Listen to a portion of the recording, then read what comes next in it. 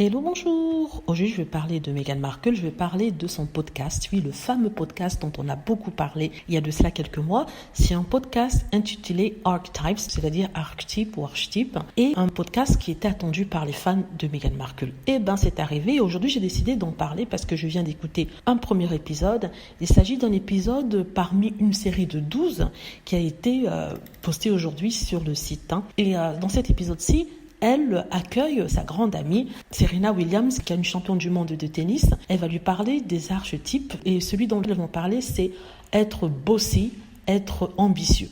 On a une présentation de Meghan Markle de son podcast, présentation dans laquelle elle parle de ce qui l'a inspiré à faire cette série en particulier. Elle revient sur l'incident à l'école où ils avaient été demandés de faire l'analyse des médias et ils sont tombés sur une publicité, je crois, d'un savon liquide. Et la réaction des garçons par rapport à cette publicité-là l'a effarée et a fait bouger en elle ce sentiment d'injustice, ce sentiment que c'était pas normal que les garçons puissent dire que cette publicité ne concernait que les femmes et qu'il y avait une sorte de stéréotype qui était engrainé dans la tête des enfants très tôt et qu'il fallait faire quelque chose contre ça. Et ça commençait par faire en sorte que cette publicité soit changée pour que ça concerne tout le monde et non seulement la femme. Donc elle raconte très bien cette partie-là. J'ai trouvé cette partie très intéressante et très intimiste. Et en fait, elle revient sur ce qu'elle avait dit auparavant par rapport à cet incident. Elle dit qu'elle a senti en elle ce désir de faire quelque chose. Elle avait toujours été encouragée par ses parents à faire quelque chose si elle n'aimait pas une situation particulière. Et ici, ça a été le cas. Donc, encouragée par ses parents, elle a écrit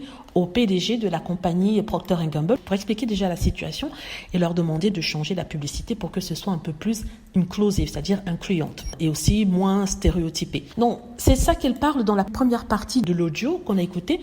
Puis ensuite, vient l'acte même, c'est-à-dire une deuxième partie à cette introduction qui explique pourquoi le mot archétype est utilisé dans le podcast. Voici ce qu'elle dit. Elle dit « Salut, je suis Meghan et voici Archétype, mon podcast sur les étiquettes et les tropes qui tentent de retenir les femmes. Au cours des 12 prochains épisodes, nous allons vivre de façon intérieure et casser toutes les boîtes dans lesquelles les femmes sont placées ou ont été placées pendant des générations, des boîtes et des stéréotypes tels que diva, folle, le mot bitch, qui veut dire salope.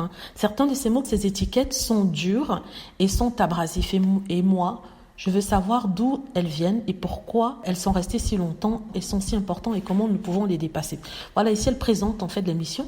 Elle explique en fait qu'elle va parler des étiquettes qui sont apposées aux femmes et aussi aux stéréotypes qui leur sont collés et qui les empêchent d'une façon d'évoluer. Pas que ça les empêche d'évoluer à cause d'elles-mêmes, mais par rapport à la vision que les personnes qui collent ces étiquettes, aux actions des personnes qui collent ces étiquettes sur les femmes, ici en l'occurrence pour la plupart sont des hommes, même si en même temps il y a des femmes très conservatrices qui utilisent ces étiquettes pour retenir leurs filles, pour retenir les femmes en général et les empêcher d'atteindre leur potentiel. En fait, c'est ça le plus important pour la femme, pouvoir atteindre son potentiel, pouvoir dire qu'elle veut faire autre chose que ce qui lui avait été destiné. En tout cas, en ce qui concerne Meghan Markle, qui est une enfant des années 80, elle est née en 81, donc c'était plutôt ne pas être ambitieuse. Donc, et ici, elle parle de ça. Elle a pris, pour exemple, Serena Williams, qui est une championne de tennis, qui est justement quelqu'un qui a passé la barre, qui a dépassé ses limites et qui a même été comparée aux hommes dans son jeu et dans sa volonté de gagner. Donc, ici, elle pose des questions à sa copine Serena Williams. Entre-temps, il faut rappeler que le prince Harry est rentré dans la conversation parce qu'il passait, il a dit juste coucou et il a vu Serena Williams sur l'écran, parce que je crois que c'était fait via Zoom, c'est clairement indiqué, et il lui a dit bonjour, il lui a fait un compliment sur ses cheveux, et il l'a invité même à venir passer quelques temps à Montecito avec eux. Ce sur quoi elle a répondu qu'elle serait très intéressée, et Meghan lui a dit qu'elle allait arranger ça. Donc avant de commencer l'interview, elle a demandé à Serena pourquoi elle avait accepté de faire ce podcast, et Serena a expliqué en fait qu'elle voulait faire entendre sa voix, et aussi parce qu'elle aime Meghan, elle croit en Meghan, et qu'ils ont été amis pendant si longtemps, et qu'elle est très loyale et qu'elle voulait vraiment aider Meghan.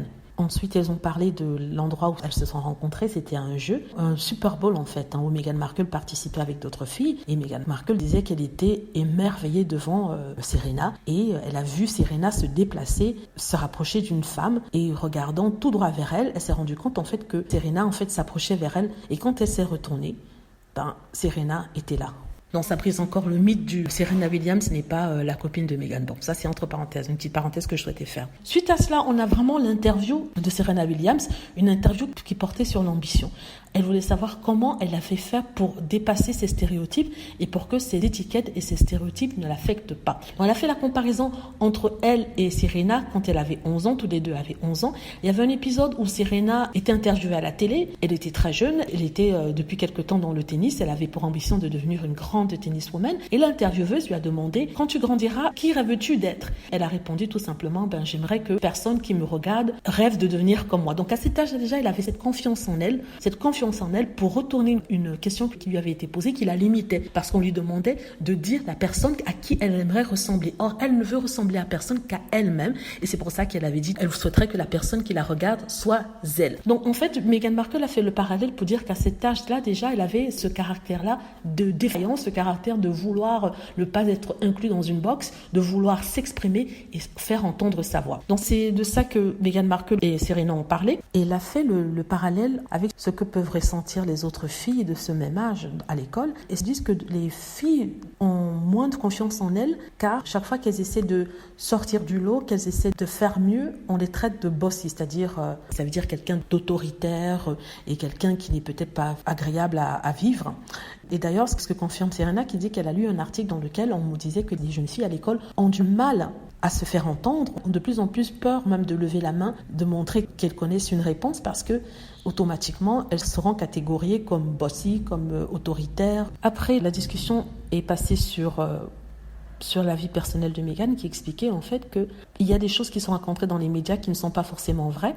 Et elle parle par exemple d'un article qui avait été fait à l'époque par le Daily Mail où qui disait que Meghan, la petite amie du prince Harry, venait de Compton. Or, Meghan Markle expliquait qu'elle n'a jamais été à Compton, elle n'a jamais vécu à Compton et que même sa mère ne vient pas de Compton. Mais par contre, il y avait cette étiquette-là parce qu'elle était noire et qu'elle venait d'épouser un mec de l'aristocratie.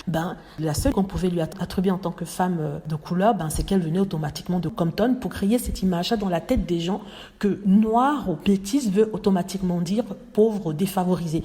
Et c'est ça qu'elle essaie de dire, le parallèle qu'elle essaie aussi de faire dans cet article-là. Donc je vais faire une deuxième partie à ça parce que j'essaie de garder ça un peu court pour les autres. Dites-moi ce que vous en pensez. J'espère que vous avez aimé la vidéo. N'hésitez pas à cliquer sur like si c'est le cas, à vous abonner pour plus de vidéos et à cliquer sur la petite cloche afin d'être averti lorsque je poste une nouvelle vidéo. Merci.